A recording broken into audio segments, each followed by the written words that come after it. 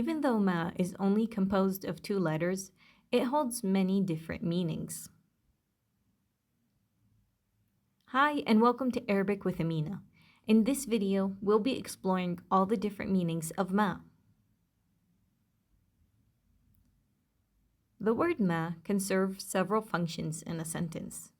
It can be used as a sentence, used to negate, as an adverb of time, a conjunctive pronoun, as a source, used to express, or for vagueness. All these different meanings of ma can be confusing. But don't worry, in this video, we'll be demonstrating the different meanings in various example sentences. We'll start off with using ma as a question. When ma is used as a question, it is known as ma الاستفهامية.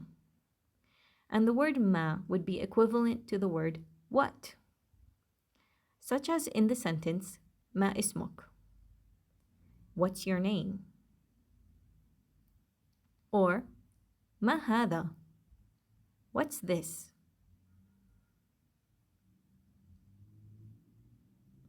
Ma can be also used to negate.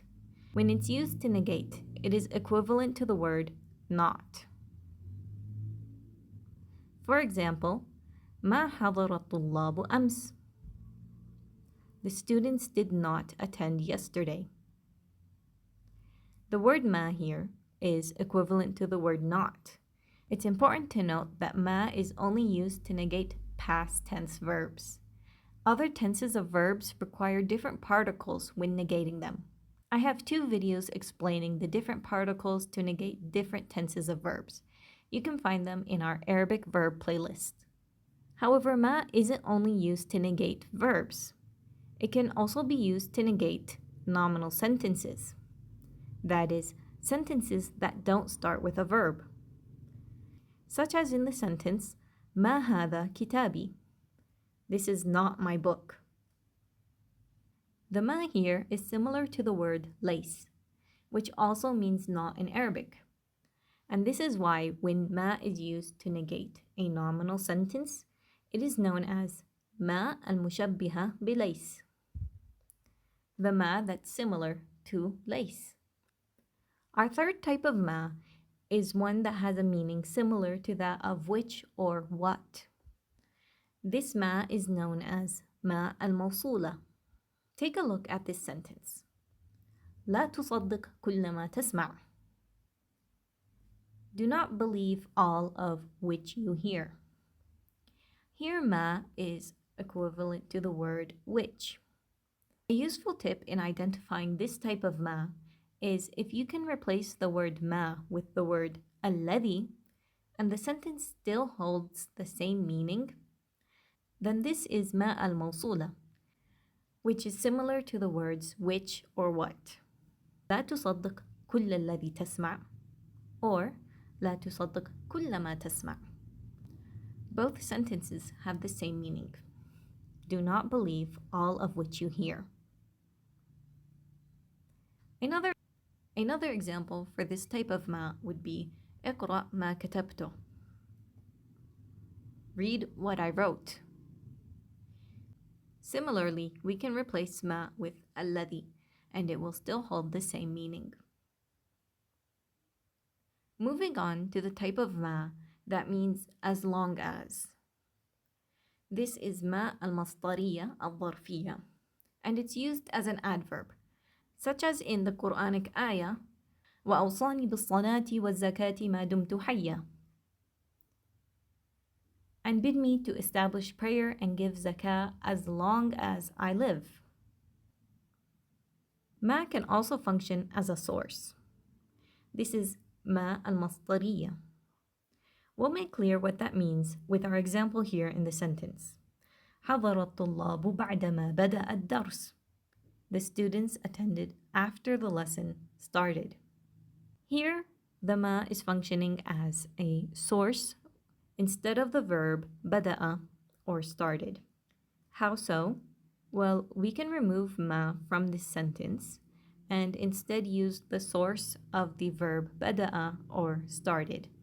And the sentence would be حضر الطلاب بعد بدء الدرس. Here, بدء is the source for the verb started. And the word ما, when we insert it into the sentence, is serving that function as a source. حضر الطلاب بعد ما بدأ الدرس. When we insert it into the sentence with a source, we end up using the past tense of the source after ما.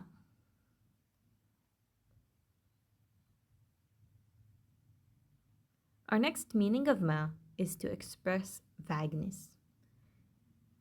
This is ما الإبهامية. If we take a look at this sentence, أضعت شيئا ما. I lost something.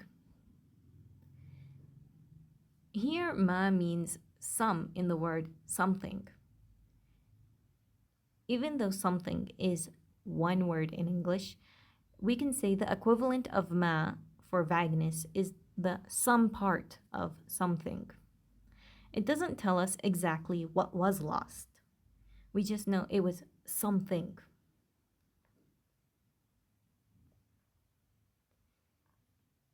Let's have a look at another example. كان الطفل يقرأ كتابا ما.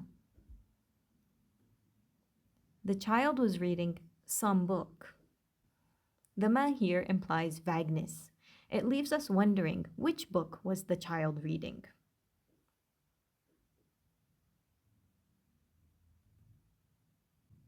Our final meaning of ma is to express, with ma التعجبية.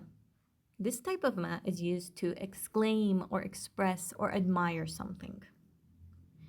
For example, ما أجمل الطبيعة. How beautiful nature is. We can say that ma is equivalent to the word how in this sentence, not in a question-wise word, but more as in to express our admiration for beautiful nature. ما أجمل الطبيعة.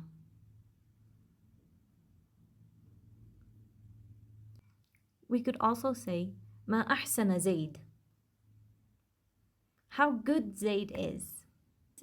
With this sentence, we are praising Zaid. He has favorable characteristics, and we are admiring that quality in him.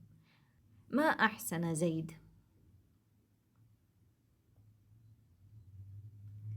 In conclusion, ma can mean multiple different words, depending on the context it is used in. We covered a lot of different meanings with supporting examples to help you understand the different meanings of ma. If you like this video, make sure to subscribe, like, and leave a comment. I love hearing what you guys have to say about each video. Don't forget to share the knowledge with your Arabic learning buddies. See you next time. Arabic with Amina.